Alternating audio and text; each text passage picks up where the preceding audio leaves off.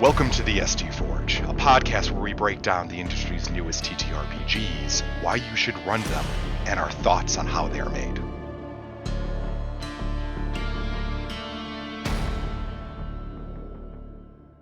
Welcome back to the Storyteller's Forge, a podcast where we discuss anything and everything in the TTRPG space that we find interesting. I'm Pat Edwards, and I'm joined again by my fellow host and Storyteller's Forge founder, Rick Heinz. Hello, and today I have infinitely more coffee in my veins, so I'm properly animated like the zombie that I should be. And that's good because we have quite a few guests joining us today. I'm very excited for this. We have the entire cast of the new actual play show presented by Geek Sundry and Realm, Sagas of Sundry, Goblin Mode. Hello, everyone. We'll do introductions in a moment. Hello. Hello. And yeah, we're going to jump right in and introduce everyone. Of course, off the top, we have to introduce Amy Vorpahl, the Game Master. Hi, it's me. I'm so happy to be here. So you are the eternal game master once again, now stuck rolling all of the dice and coordinating everything. I'm going to have like 1,000 questions for you later. Okay, I'm ready. My body is ready. We have, and as far as the cast of players, we have Jason Nguyen. Hi guys, how's it going? We have Danielle Radford. Hi, hello. Thank you so much for having me. And we have Dan Casey. Hi, everybody. It's a pleasure to be in the Forge, and thank you for that unlicensed background music, person who shall remain unnamed. I'm really excited for this. The show looks like a lot of fun. Do you want to? Amy, I'm going to kick to you. You are the game master. You are, built the world. You have built the storyline. Can you give us real quick off the top, and before we do a deep dive on production, elevator pitch on Sagas of Sundry, Goblin Mode, not just in general, but also what makes this unique as opposed to past Sagas of Sundry seasons? Oh, well, I don't know if I want to compare it to past Sagas of Sundry seasons. I mean, okay. It's a whole different show. Sagas of Sundry was an escape room. It definitely was an actual play, but it was more of like an acting, like very immersive situation. This is an actual play, as actual plays get. What we are focused on is the story, however, and it does get a lot more epic than the past Sagas of Sundry is able to, just because we have 20 episodes to do. So you're jumping in on this actual play about minions who are in the dungeon of an evil, dark overlord, and they start out their lives as what I call video game code, where their jobs are merely to walk forward and backwards on a timer. And they kind of get their first blink into their new real life when they notice that their entire dungeon is completely decimated by adventuring heroes, is what we'll call them for now. And they realize, oh my gosh, this is, they're gonna have to make some decisions now and quickly, and start their real lives actually outside of the dungeon. So we follow them as these minions, for the first time, have agency and start on their own protagonist journey. So all of the your opening to this campaign was adventurers come in. It's you're playing the bad guys. You're or at least you think you're the bad guys. Now you're actually the protagonist. The badder guys. Yeah, right. You're the hired help, as it were. So what are some of your characters? Danielle, you want to go? Tell us about your character. So I play Busy. Busy's a skeleton bard, and Busy, her motto while she was in the dungeon was like, make your dungeon the best that you can make of it. And so if she's going to be a minion, she's going to be the best minion. She's going to try to climb the minion ladder in order to, if this is all of the control that she's going to have over her own life, then that's what she's going to do. She's going to aspire to gain as much control as she can. In this case, it was a desire to become part of middle management. Got to impress the necromancer bosses. Yeah, no, but you do, though. You joke, but you do, though. It's important. All right, Jason? Hey, yeah, I play Tippy, the Goblin of Goblin Mode, and Tippy is a nervous little guy with one too many backpacks, one too many things on his back, and it makes him lean to one side, and maybe that's why he's called Tippy. But Tippy's whole thing is just trying to figure out what he wants in life, and to maybe gain a little courage along the way with his two best bone friends. Listen, if your party doesn't have a little guy in it, are you even playing the game? True. You got to have a little guy. All right, Dan. Well, as the resident big guy of the group, Phibbs is canonically the tallest, but he is also very, very weak because he has a propensity for bone density. He is thoroughly osteoporosed. Phibbs is a undead skeleton. I just imagine this kind of Skyrim-looking guy who is just kind of, the guy who just walks around a dungeon swinging an iron sword at you or wearing a tabard, but he has greater aspirations. Phibbs' true calling in life is to be a wizard. He idolizes his necromancer overlord and really wants to follow him into the dark arts. And so over the course of this adventure, he hopefully awakens some arcane potential within himself, and hopefully also not a tendency to have aspirations of world domination, but only time will tell. No spoilers. Are you guys sure you're qualified under a protagonist? Because as far as I'm concerned, you guys are definitely raising up that. They're not at all. They're not.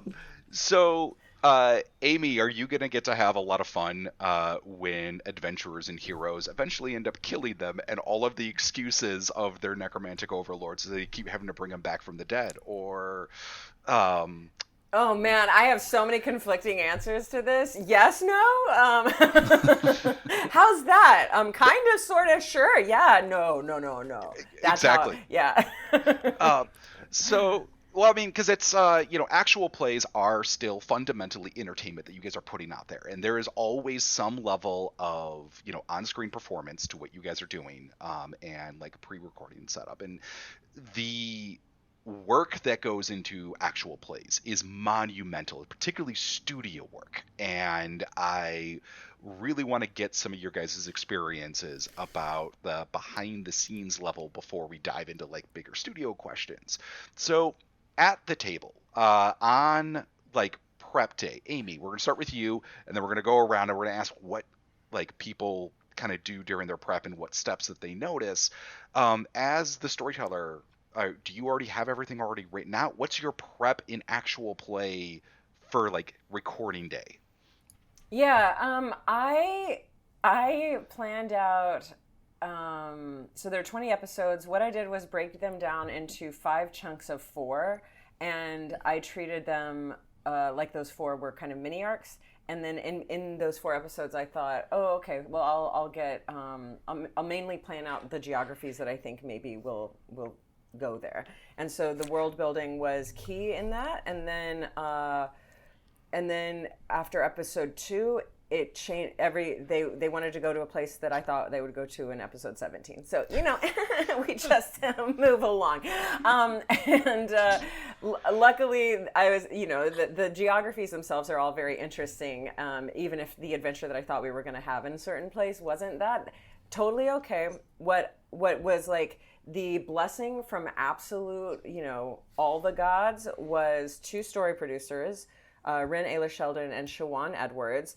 Dungeon Masters, if you ever have a chance to have a story producer, I highly recommend it, because in between every episode, I would hop on the phone with Rin, who was also a writer on the show, and she was able to provide a lot of objective, just stuff at the table that when I'm in my notes and like doing stuff I wasn't able to see, and she helped me with character motivation quite a bit, where she was like, oh, Danielle's face really lights up when you do this kind of thing. And so we, in between every episode, we talked through the next couple, and I built out the next adventures from there.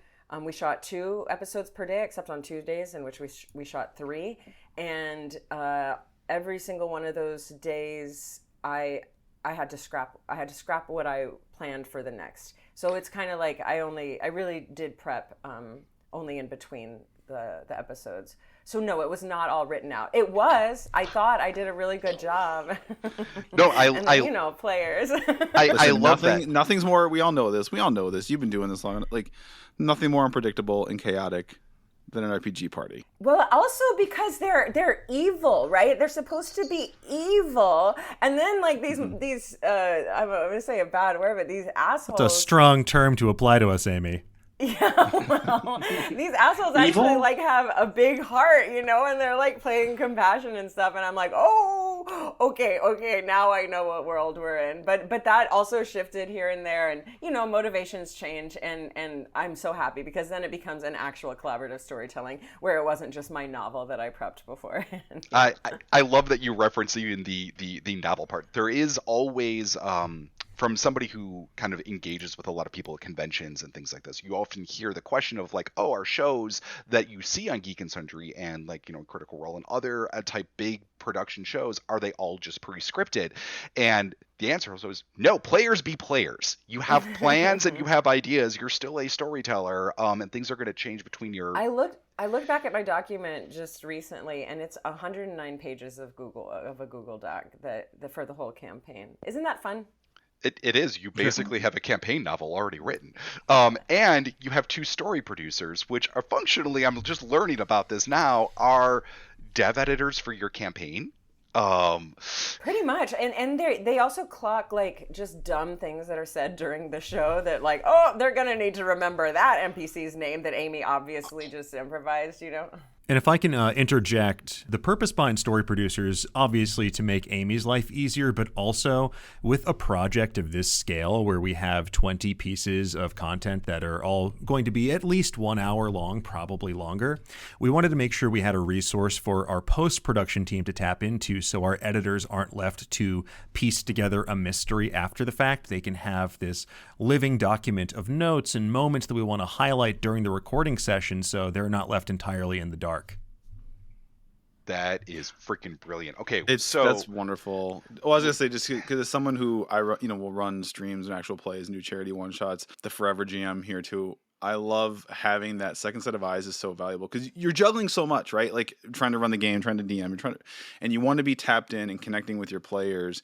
But yeah, sometimes you miss stuff too, especially if you got a combat going on and you're tracking this and tracking that. And I had a whole thing personally where it was like I completely went over my head that there was this big floating thing in the water floating, and they were thinking it was floating in the sky, this like fortress for like multiple episodes, and like, oh, you all thought, and I'm like, why are you worried about it crashing? It's in the water. So I love having that's got to be so helpful for you, Amy, but then also a huge shout out to Jason, Danielle, and Dan, because you all have taken on, in my opinion, a pretty heavy load in the sense of there's 3 of you, whereas I feel like most actual plays we see, it's around 6 on average is the cast. So that is a lot of airtime to fill, a lot of role play to fill. So, you know, you have all put a lot on your plate in this, and, you know, hats off to you, props, because again, it's on the 3 of you to fill that time. Oh yeah, and I think the question really you want create to that ask immersion. them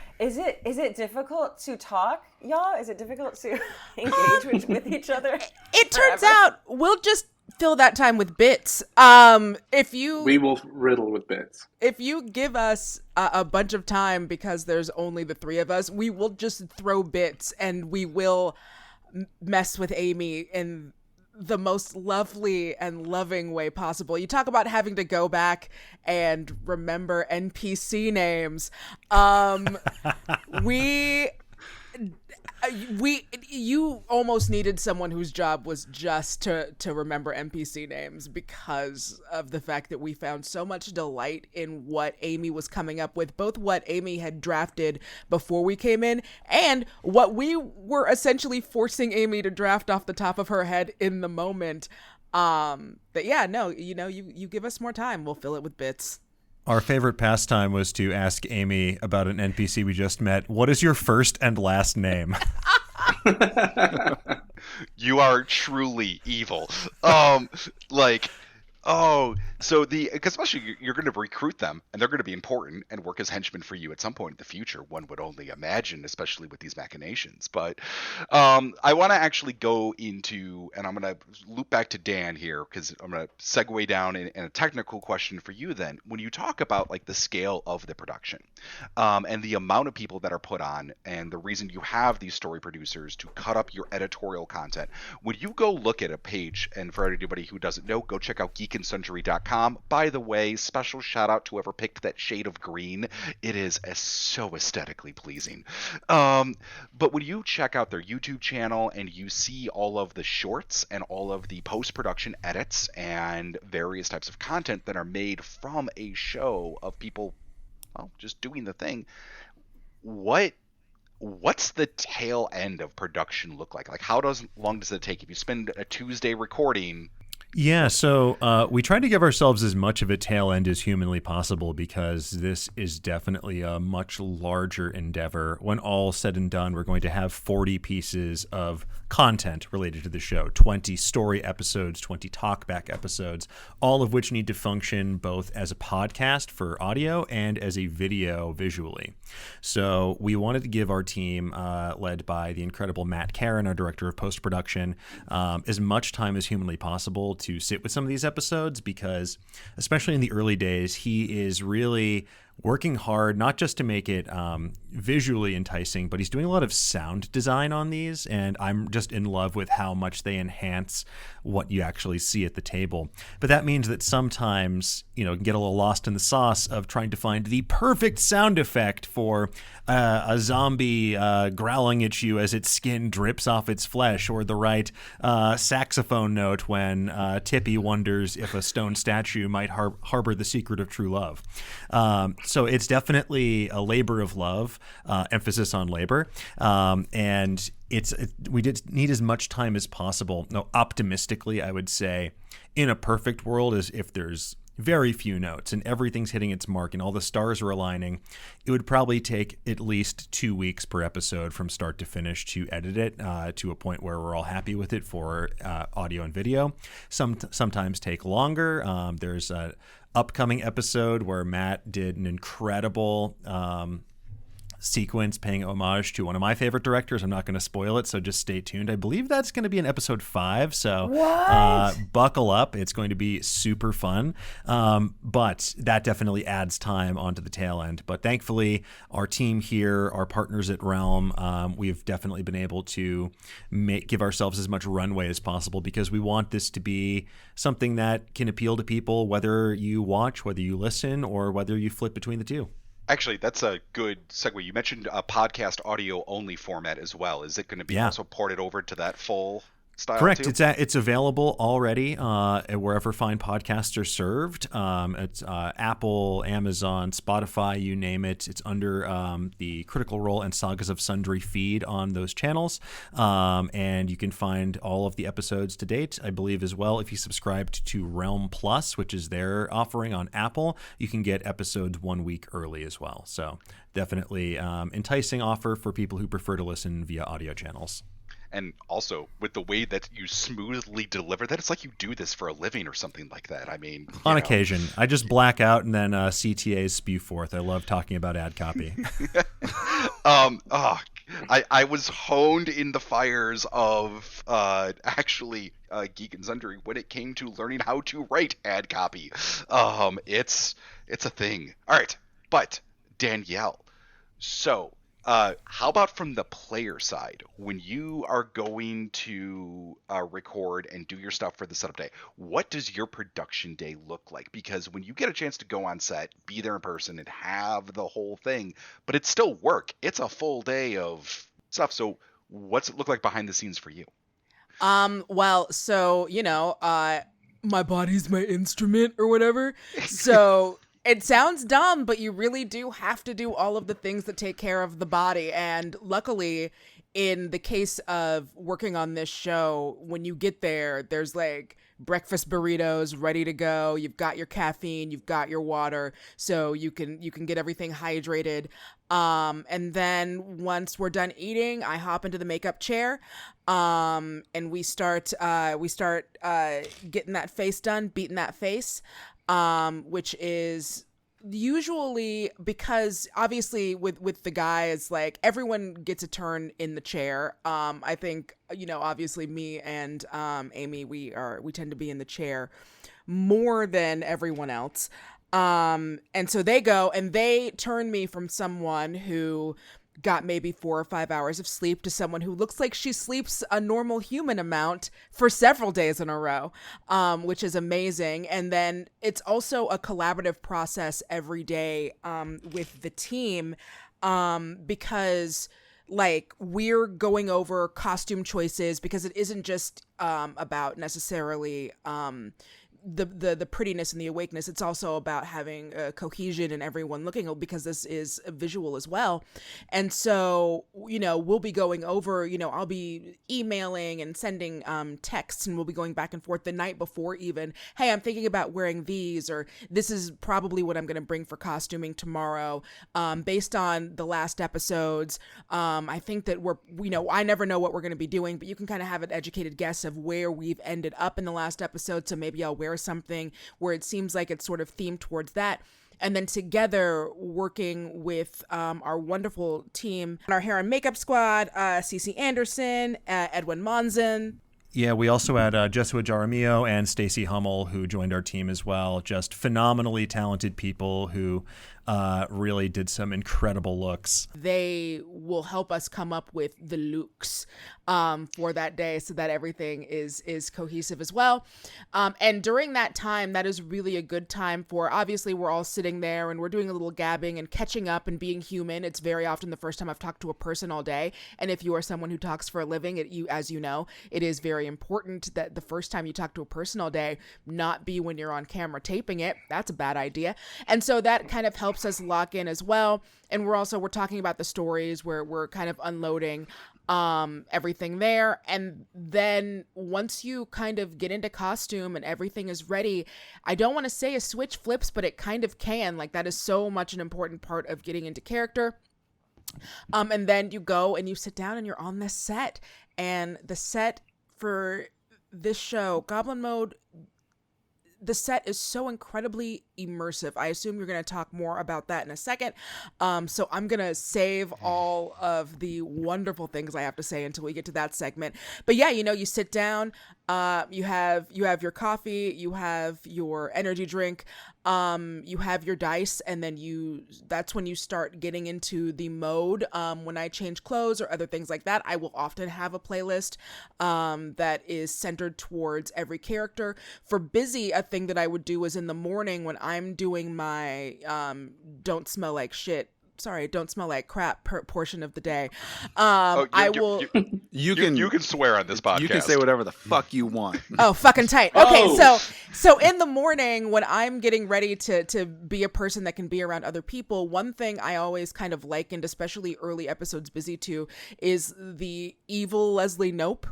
That was a lot of the energy that I was bringing.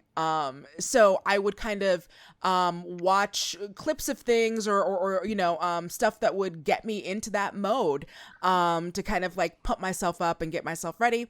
And then, yeah, when you're in set, then you just kind of lock in and it's very easy. It especially helps because I don't quite do a voice for this one. I like Busy is more of my neutral speaking voice. And then maybe I do some little, you'll see. But Busy is basically my neutral speaking voice. But it also does definitely help when you get in and you have Amy, who is so committed and is often talking to herself in 5 or 6 different people in one scene. You have Dan, who as Phibbs has a very strong voice, and Tippy as well is not Jason's regular speaking voice. Jason does a voice as well, and those kind of things really help get you immersed into getting ready to go, because the worst thing that you can do for an improv show is try to plan out bits or do any of that ahead of time. What you're doing is getting immersed from the world, and then that's where everything will come into, and it's a trust fall. But when the people that you're falling on are Dan and Jason and Amy and everyone that you don't get to see, it makes it's very easy to fall when you're at the table. Yeah, I actually think that that's incredible advice for everybody out there who's also just doing actual plays in general. When you are doing improv and you're going onto a show for the performance, get yourself in the mood, listen to your music, zone out, become your evil Leslie Knope, and don't try to plan out the beats, but just be that. So I do have to ask the question though, because I, like you, am a soundtracks for every single character. What's Busy's theme song? What's the go-to? So so Busy's, I would put on the Parks and Rec theme.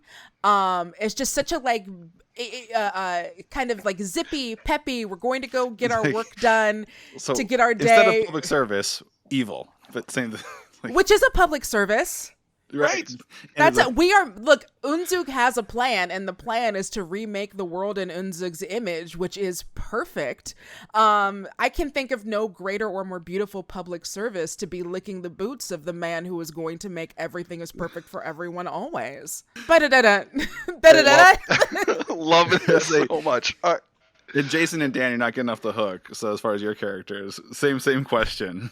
I'll go. So Tippy, if Danielle is like, if her body is an instrument, then my body is like a fart machine or like just a door hinge that needs way more oil.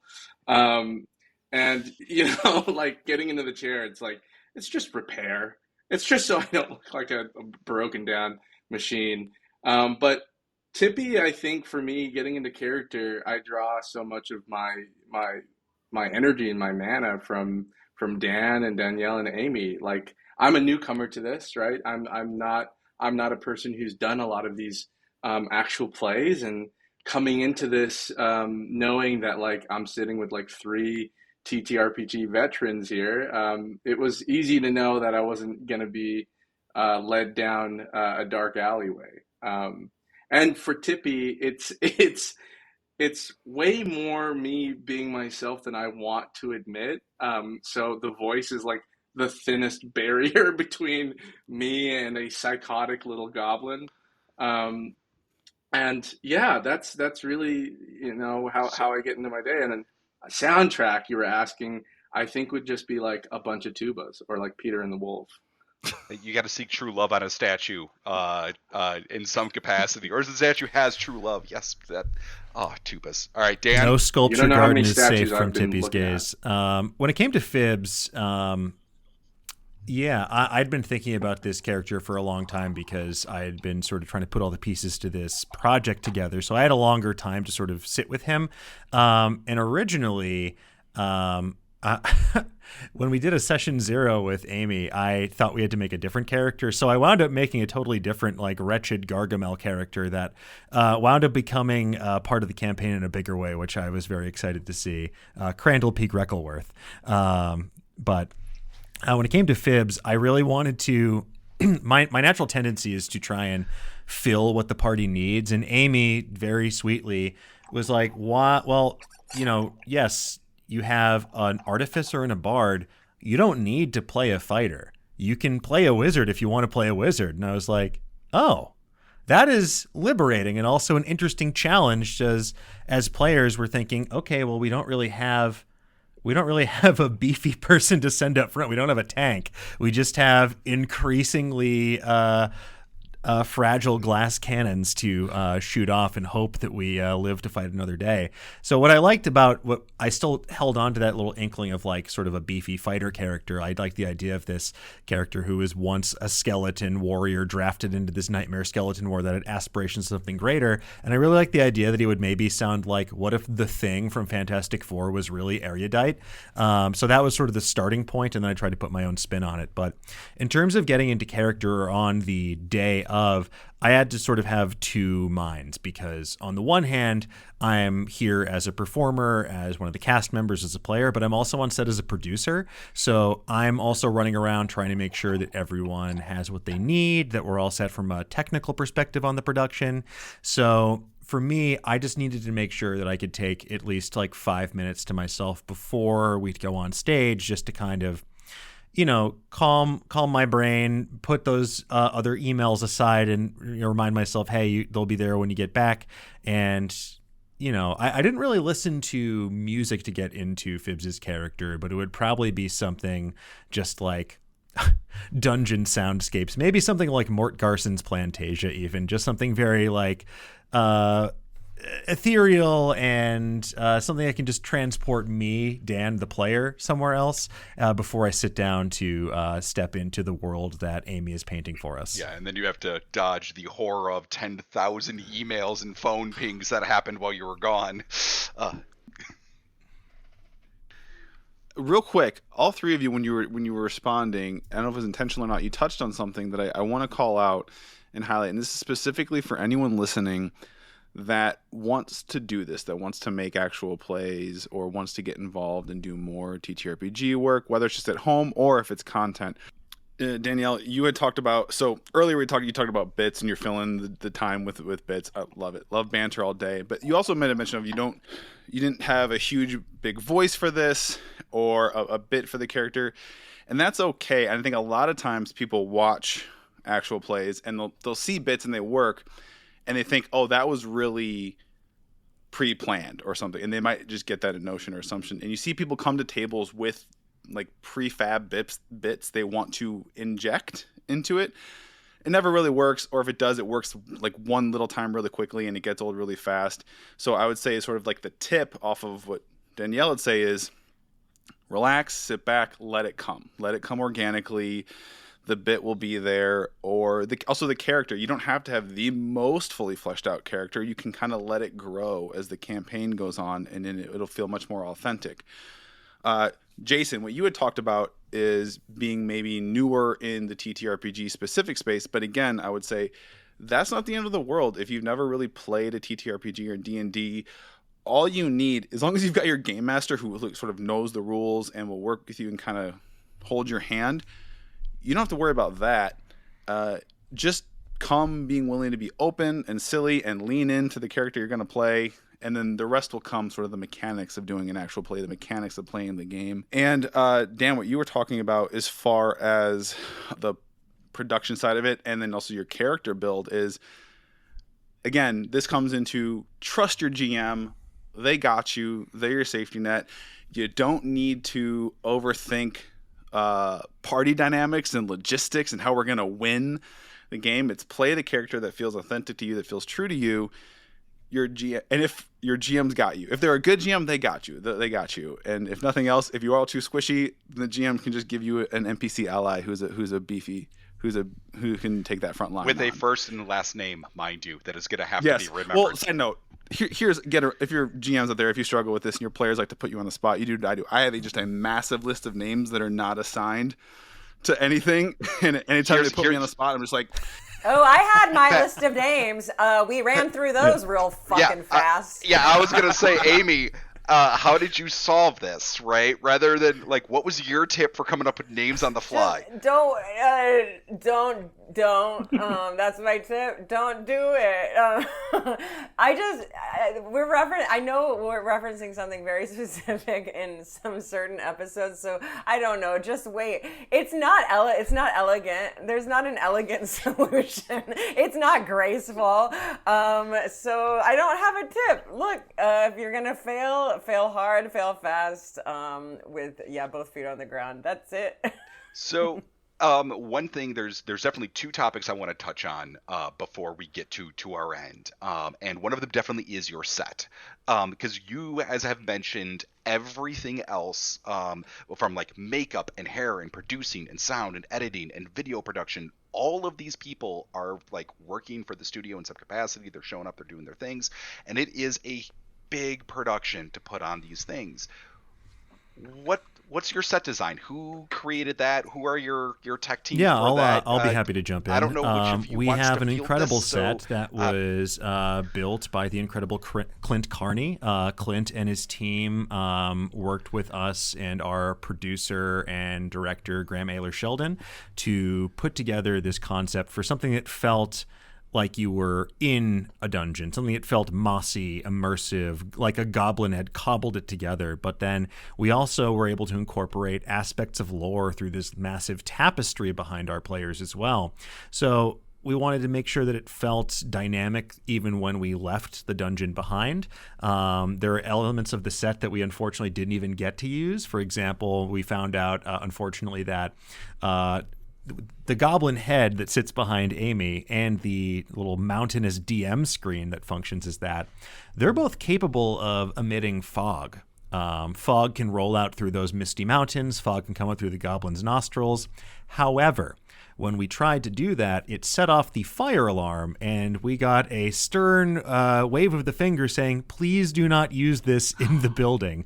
So that's a little behind-the-scenes Goblin Mode fact. That is a Storyteller Forge exclusive, so that is something that maybe if we ever get to bring it outside, we'll be able to use that. But the point is, they wanted to make this feel immersive. And another way they really were able to execute that is one of Graham's fantastic ideas is sort of dynamic lighting. We worked with the team at Light Panels to have this really elaborate lighting system where at the touch of a button, if we're going into combat, we can turn it a shade of of blood red. If we're in the dungeon or deep in the depths of the Underdark, it can be more of like a bluish light. But we could also make things feel more like it's nighttime or just match the mood of the scene. And that was all done in relative real time by our director. And it was just really impressive to see that executed, because as players, when you see the light change, you're like, oh, something's about to happen. Oh no, what's going on here? As the electrician who does lighting, I'm literally covered in ink of electrical tattoos. I use lighting in all of my things, so I definitely noticed it when I was watching episode 2, the light shifts. The set is excellent. It does a great job of setting the tone. Also, I'm sure it's no accident, the timing of when these episodes are airing. We're recording this 2 days after the 3rd episode released, I believe that's correct. So 17 more to go, and we're into Halloween season now, and it's very it fits so perfectly with the set. And as Rick had mentioned, the color choice for the logo is so on point. It's like I want to curl up with a blanket and a pumpkin beer and some candy corn and just watch episodes of this after my kids go to bed. And I think that's what I might be spending some evenings doing for the next couple of weeks. That's amazing. We love to hear that. I realize that time is of the essence, and I want to ask Jason one question, and then a big overall question for you. So Jason, you kind of put yourself up on the platter that I get to ask this question to, of you are the sort of newcomer to this, and as somebody who also once had to shoot blind submissions into an email in a hope that somebody at Geek and Sundry or Nerdist would actually read them, how did you get involved? What was your process for getting started into this? Well, for TTRPGs, I've been playing D&D and other RPGs privately, just with my friends. And which other RPGs? So I play D&D, and I also play this really obscure one called Legend of the Five Rings with I love L5R. Oh yeah, awesome. You know what's up. Yeah, I shouldn't say obscure. What am I doing? Obscure to me. Yeah. So I've been playing some RPGs for a long time, and I'm just a big old fan of any type of storytelling, whether it's interactive or not. And in terms of getting involved with Goblin Mode, Dan brought me into the fold. He gave me a call and was like, well, do you want to do this? And I was like, are you kidding me? And Dan and I have played together just, privately off camera before, and we've had a blast. And so, I couldn't have said yes quicker. It was like, hey, do you want to come play D&D with your friends? Yeah, absolutely. So that's how I got involved. But I am a newcomer in terms of I haven't ever done this on camera. This whole sort of process is very new to me, and meeting Danielle through this has been awesome, and Amy and I go way back.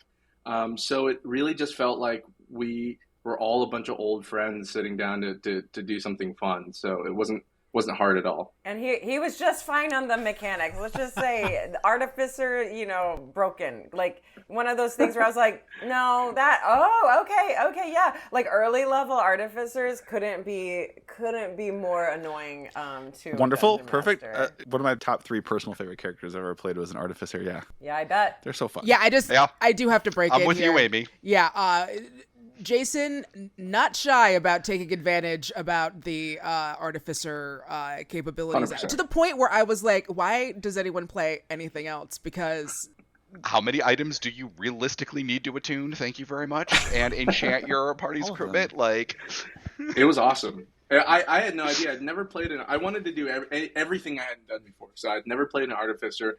Obviously, I've never played a Goblin. And I've also never seen a Goblin with a gun. So that really became like a main point of contention for me. I needed to have Goblin with a gun needs to be the title of one of the episodes, or at least a TikTok short, right? Like that in itself is its own short story that I could probably like work with you to write like by this Please. weekend. So, all right, now the last general like big question I have is more about Geek and Sundry and Legend Entertainment and whatnot.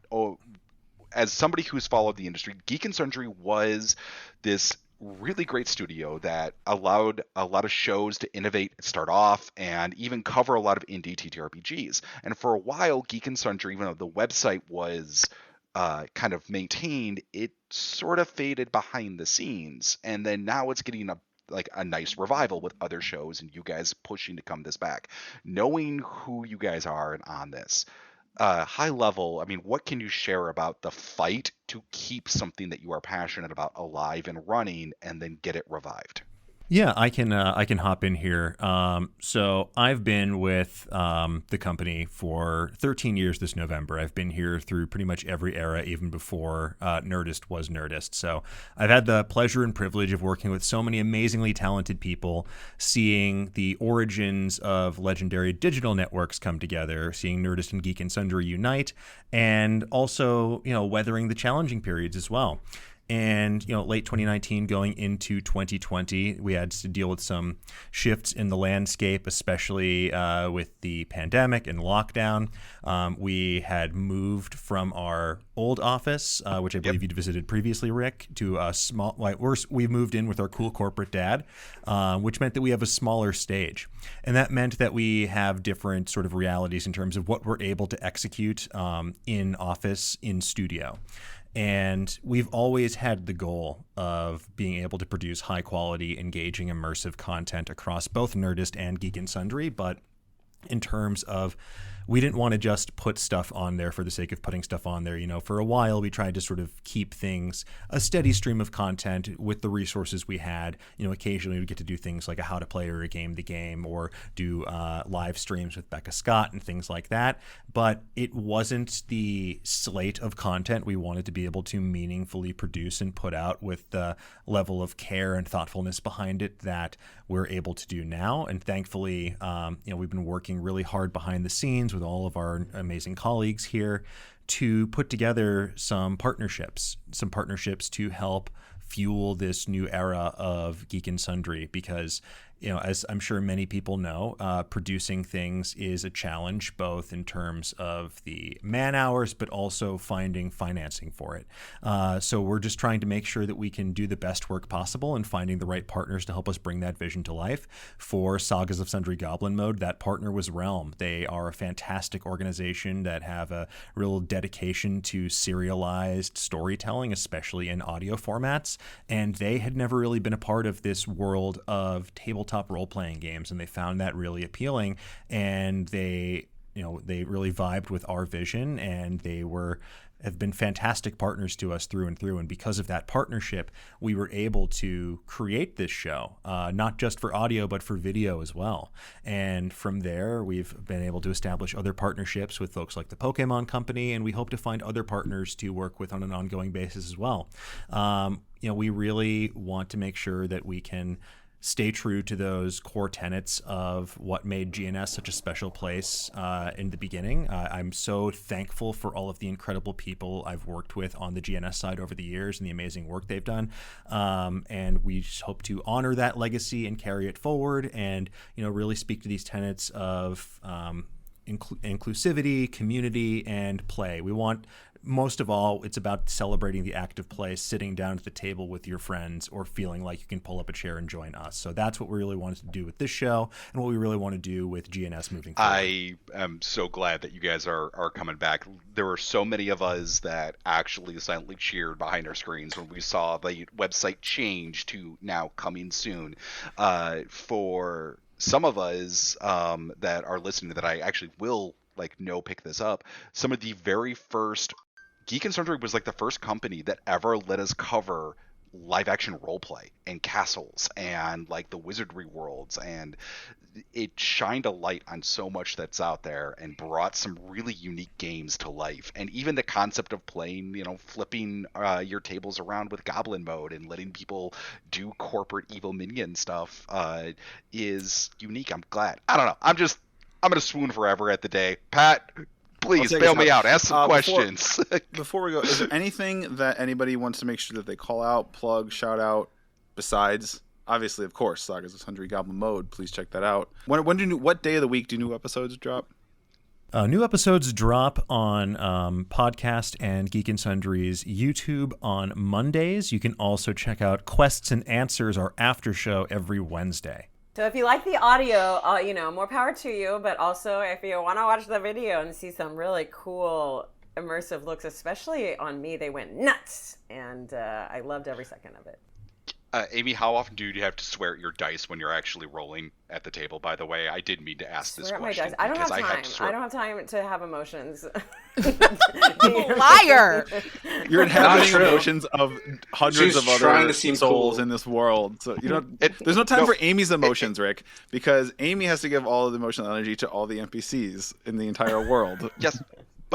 But now I get to watch every episode, just watching if I can catch Amy just go once, son of a bitch, and just yell at her dice that rolled when it needed to roll in a different direction. Oh, I mean, I did a lot of work not to kill these people because there are many things at play here, beyond just the storytelling. However, sometimes. Redacted. So no spoilers, but I did my part. Okay. Oh, okay. Look, Amy. I'm having a mental breakdown right now. Why are we talking about this? Storytellers don't kill players. Players kill players. Oh yeah, that couldn't be more clear to me after Goblin Mode. Pat, you want to take us out? Yeah, I'll take us out. Again, Amy, Jason, Danielle, Dan, thank you so very much for joining us. Listener, go check out Sagas of Sundry, Goblin Mode on Geek and Sundry. This has been the Storyteller's Forge. Now go forth, build worlds, tell stories, slay monsters.